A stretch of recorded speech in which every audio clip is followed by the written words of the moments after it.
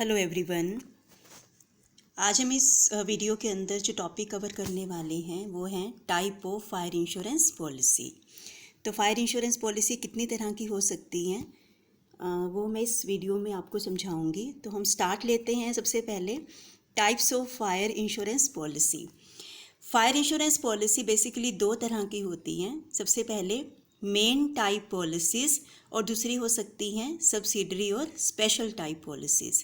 Main type policies and subsidiary और special type policies.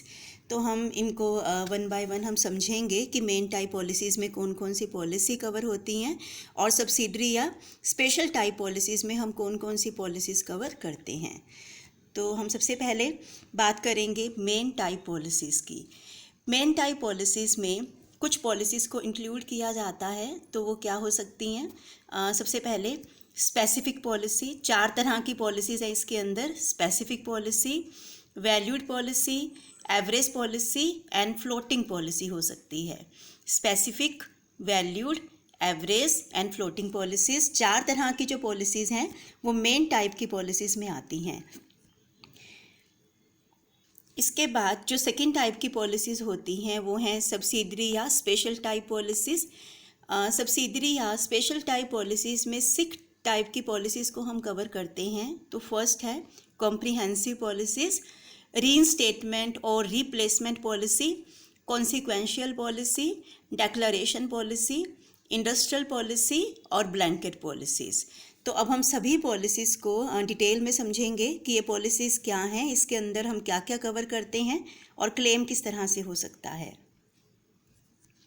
बात करेंगे मेन टाइप पॉलिसीज़ की। मेन टाइप पॉलिसीज़ की जो फर्स्ट पॉलिसी है वो है स्पेसिफिक पॉलिसी। तो स्पेसिफिक पॉलिसी क्या होती है?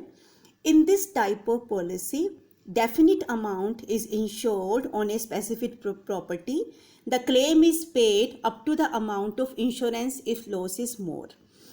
मीन्स इसमें क्या होता है कि जब हम पॉलिसी करवाते हैं तो एक डेफिनिट अमाउंट होती है जिसके लिए हमने उस स्पेसिफिक प्रॉपर्टी को हमने इंश्योरेंस करवाया है। तो जो क्लेम होगा वो सिर्फ कितना पे किया जाएगा, जितना हमें एक्चुअल लॉस हुआ है।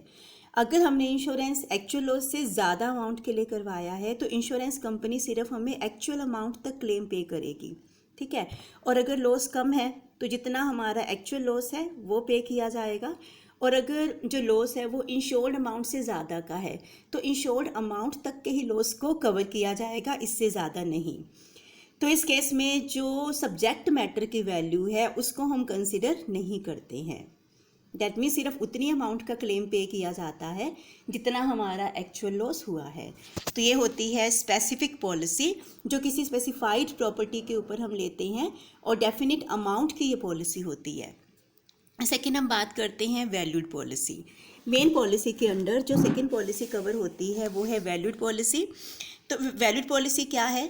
The value of the property to be insured is determined at the inception of the policy. जब पॉलिसी ली जाती है तो उसी टाइम जो वैल्यू है, मतलब जो प्रॉपर्टी की वैल्यू है उसका पहले ही डिटर्मिनेशन कर दिया जाता है। मतलब पहले ही डिसाइड कर दिया जाता है कि इतनी वैल्यू आपको पे की जाएगी। अगर बाद में उस प्रॉपर्टी को लॉस होता है तो जो इंश्योरर है, the insurer pays the total admitted value irrespective of the then market value of the property. तो बाद में प्रॉपर्टी की मार्केट वैल्यू कितनी है उसको कंसिडर नहीं किया जाता। सारी की सारी जो अमाउंट है वो इंश्योरर इंश्योर्ड को पे कर देता है, ठीक है। जैसे ही इंश्योरेंस की जो एग्रीड अमाउंट है कॉन्ट्रैक्ट एंटर होता है तो फिर उसमें ये होगा कि जब लॉस होता है तो मार्केट वैल्यू को कंसीडर नहीं किया जाएगा, लॉस चाहे कितना भी क्यों ना हो। तो जो अग्रीड अमाउंट है, जो इंश्योरेंस के टाइम तय की गई है, जो कॉन्ट्रैक्टेड अमाउंट है, तो वो सारी की सारी अमाउंट इंश्योरर को इंश्योर्ड को पे करनी पड़ती है। तो ये होती है वैल्यूड पॉलिसी कि प्रॉपर्टी का हमने पहले से वैल्यूएशन कर दिया है जिस टाइम पॉलिसी का कॉन्ट्रैक्ट हुआ है, जब बॉन्ड हुआ है, तो बाद में जब लॉस होगा तो बिल्कुल नहीं देखा जाएगा कि उसकी मार्केट वैल्यू कितनी है। तो ये होती है वैल्यूड पॉलिसी। इसके बाद हम थर्ड टाइप की पॉलिसी की बात करते हैं मेन टाइप पॉलिसी के अंदर। तो वो आती है average policy. Average policy, the policy is containing an average close called an average policy. जिस पॉलिसी के अंदर एवरेज क्लोज आ जाता है तो उस पॉलिसी को हम एवरेज पॉलिसी बोलते हैं। The amount of indemnity is determined concerning the value of property insured, कि जो अमाउंट है वो कितना पे किया जाएगा तो वो डिपेंड करता है कि हमने जो प्रॉपर्टी इंश्योर्ड करवाई है उसकी वैल्यू कितनी है।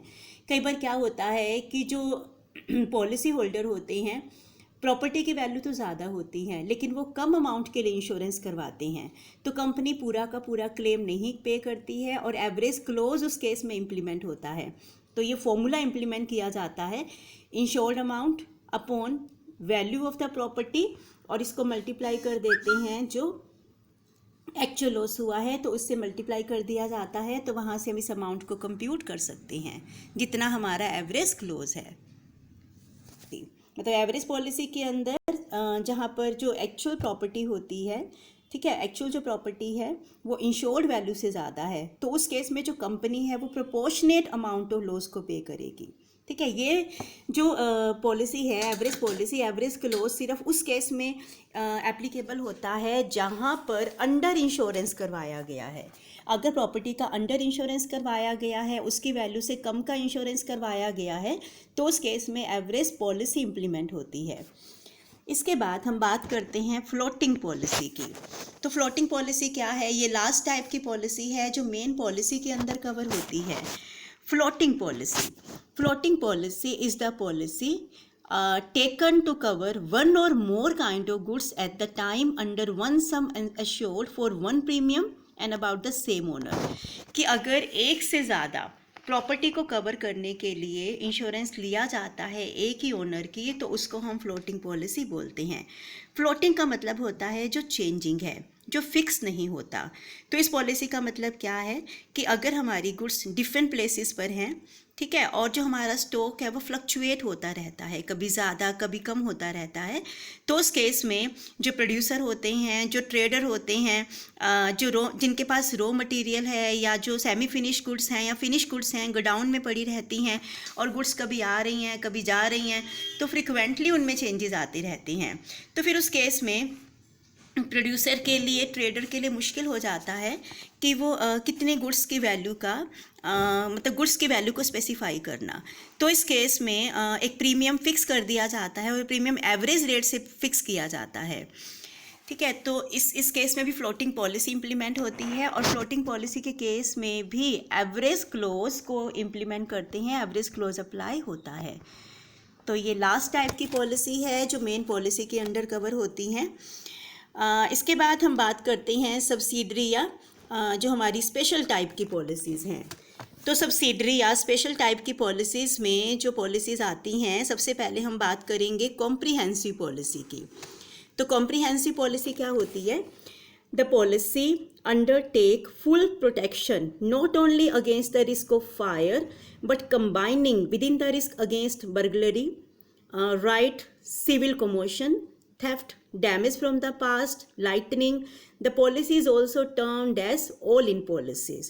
तो कॉम्प्रिहेंसिव पॉलिसीज़ क्या हुई कि जिसके अंडर हम सिर्फ एक जो रिस्क स्टैंडर्ड पॉलिसी के अंडर कवर किया जाता है सिर्फ उस रिस्क को कवर नहीं करते हैं, इसके अलावा जो अलग तरह के रिस्क हो सकते हैं, मतलब किसी और तरह के रिस्क की वजह से जो लॉस अराइज हो सकता है तो उनको भी कवर किया जाता है।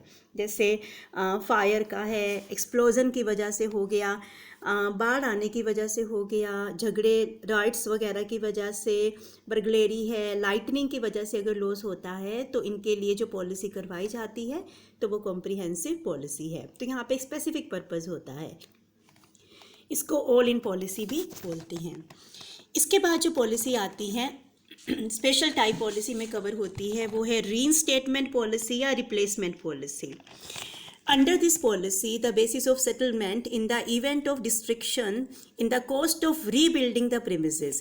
तो इसमें जो सेटलमेंट होती है, जो बिल्डिंग डिस्ट्रक्ट हो चुकी है उसको रीबिल्ड करवाना, उसको दोबारा से सेम पोजीशन पर लेकर आना जो लॉस से पहले थी उसकी पोजीशन।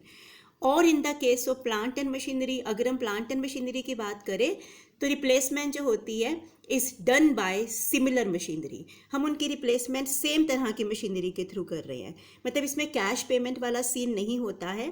तो इसमें इसके नेम से क्लियर है कि जो कंपनी है वो अपनी प्लांट या अपनी प्रॉपर्टी को सिमिलर टाइप की प्रॉपर्टी से या सिमिलर टाइप के प्लांट से रिप्लेस करवा सकती है अगर फायर की वजह से लॉस या रिस्ट्रिक्शन हुआ है। अगर प्रॉपर्टी का डैमेज होता है, प्लांट का डैमेज होता है, तो उसकी रिपेयर कर दी जाती है। इसको हम रिप्लेसमेंट या रिपेयर, मतलब जो लॉस होता है इसके अंदर जो कवर किया जाता है वो रिप्लेसमेंट या रिपेयर का लॉस होता है जो इसमें कवर होता है। तो इसे हम रीइंस्टेटमेंट पॉलिसी या रिप्लेसमेंट पॉलिसी बोलते हैं। इसके बाद हम बात करते हैं कॉन्सिक्वेंशियल पॉलिसी की। तो कॉन्सिक्वेंशियल पॉलिसी क्या होती है? The consequential loss policy include the loss of tangible and intangible properties. इसमें जो इंश्योरेंस होता है वो टेंजिबल इनटेंजिबल दोनों तरह की प्रॉपर्टी का होता है। इस पॉलिसी को हम लॉस ऑफ प्रॉफिट पॉलिसी भी बोलते हैं। मतलब जब आपका किसी बिल्डिंग का, किसी प्लांट का लॉस होता है तो वो सिर्फ बिल्डिंग या प्लांट का लॉस नहीं हुआ, आपका काम रुक जाएगा, आपकी सेल बंद हो जाएगी, आपके प्रॉफिट कम हो जाएंगे, आपको बहुत सारे ऐसे लॉसेस होंगे जो आपको बियर करने ही पड़ेंगे। तो कॉन्सिक्वेंशियल लॉसेस में क्या होगा कि उस लॉस के क्या कॉन्सिक्वेंसेस हो सकते हैं अगर बिल्डिंग का लॉस हुआ, तो उन लॉसेस को कवर करने के लिए भी हम इस तरह की पॉलिसी करवा सकते हैं। इस पॉलिसी के अंदर जो स्टैंडिंग चार्जेस हैं, लाइक आपको बिल्डिंग का रेंट पे करना पड़ेगा, इलेक्ट्रिसिटी चार्जेस आपको पे करनी पड़ेगी, कॉस्ट ऑफ वर्किंग जो आपकी इंक्रीज़ हो जाएगी, अगर आपको एक टेम्पररी एकोमोडेशन को हायर करना पड़ेगा, तो ये सारे आपके एक्स्ट्रा लॉसेस हो जाएंगे जो आपको कवर करने पड़ेंगे।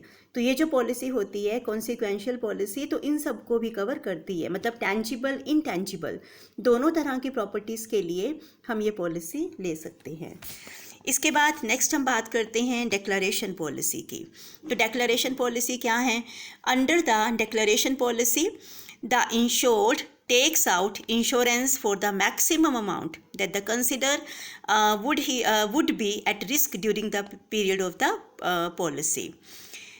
तो इसमें जो होता है कि इंश्योरेंस के दौरान जो एक पर्सन का मैक्सिमम अमाउंट हो सकती है लॉस की, तो उसके लिए पॉलिसी ली जा सकती है। डिक्लेरेशन का मतलब इसमें इंश्योर्ड को डिक्लेयर करना पड़ेगा कि उसको कितना लॉस हो रहा है। इसमें क्या होता है कि अगर स्टॉक की वैल्यू में लगातार फ्लक्चुएशंस आती हैं तो जो इंश्योर्ड होता है वो सम इंश्योर्ड की अमाउंट को सिलेक्ट कर लेता है। इसमें इंश्योर्ड को एक मंथली डिक्लेरेशन देना पड़ता है, मतलब हर रोज़ जो उसका एवरेज जो रिस्क हो रहा है उसके बेस पर। तो क्लेम जो होता है वो इसी डिक्लेरेशन के बेस पर सेटल डाउन होता है। तो डिक्लेरेशन में इंश्योर्ड को डिक्लेयर करना होता है कि मेरा एवरेज रिस्क कितना हो सकता है, और ये डिक्लेरेशन मंथली किया जाता है और इसी के बेस पर इंश्योरेंस कंपनी उसे क्लेम पे करती हैं। तो ये स्पेशल टाइप या सब्सिडरी पॉलिसी के अंडर कवर होता है। फिर हम बात करते हैं नेक्स्ट जो पॉलिसी है वो है industrial all risk policy. Industrial all risk policy ये जो पॉलिसी है ये बेसिकली ट्रेडिशनल से कुछ वाइडर पॉलिसी है। तो industrial all risk policy insurance is a wider cover than traditional standard fire and special peril insurance policy भी हम इसको बोलते हैं। It is an all risk policy covering a wide range of perils such as fire and allied peril हो सकते हैं, burglary हो सकती है, एक्सीडेंटल डैमेज, ब्रेकडाउन या बिजनेस अगर इंटरप्ट हो जाता है। तो एक तरह से कॉम्प्रिहेंसिव पॉलिसीज़ का ही थोड़ा सा एक एक्सटेंशन है, ठीक है। तो इसमें जो है हम जो इंश्योरेंस करवा सकते हैं, जो सम एश्योर्ड होगा वो 100 करोड़ या उससे ज़्यादा के लिए होता है। तो उस तरह के इंडस्ट्रियल रिस्क के लिए इस पॉलिसी को डिज़ाइन किया गया है। तो इसमें जो पॉलिसी में जो रिस्क कवर होते हैं, जब इंडस्ट्री की स्टार्टिंग होती है वहाँ से लेकर प्रोडक्शन तक के जो रिस्क है वो सारे के सारे कवर किए जाते हैं। तो इसमें हम बर्गलरी, मशीनरी का ब्रेकडाउन होना, बॉयलर को का एक्सप्लोजन हो जाना या इलेक्ट्रॉनिक इक्विपमेंट का डैमेज हो जाना, मशीनरी का ब्रेकडाउन हो जाना, इनकी वजह से जो लॉसेस होते हैं तो वो सारे के सारे loss industrial all risk policy में कवर होते हैं।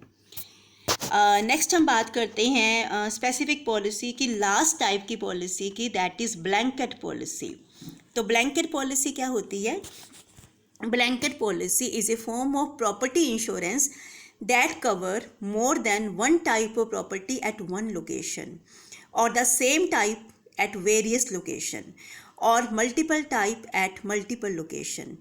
It allows the policyholder to extend the coverage of basic homeowners policy. तो इसका मतलब क्या हुआ, यहाँ पर ये जो पॉलिसी है ये बेसिकली स्पेसिफिक रिक्वायरमेंट को कवर करने के लिए इस तरह की पॉलिसी को बनाया गया है। तो इसमें किसी भी तरह का डिस्टिंक्शन नहीं किया जाता फिक्स्ड या करंट एसेट के बीच में। तो इसमें हर तरह की एसेट को कवर किया जाता है।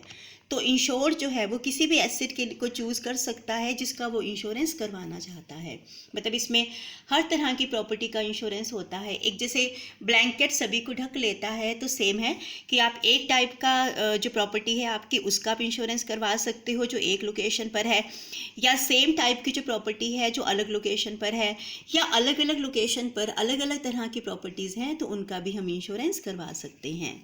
तो इस तरह से जो स्पेशल टाइप की पॉलिसीज़ हैं तो इसमें हम ये सभी पॉलिसी को कवर करते हैं। तो आज हमने इसके अंदर कवर किया कि पॉलिसी कितनी तरह की हो सकती हैं। तो मैंने आपको बताया कि पॉलिसी बेसिकली 2 तरह की हो सकती है, main type policy and special type policy. मुझे उम्मीद है कि आपको ये टॉपिक समझ में आया होगा। Thanks for watching the video.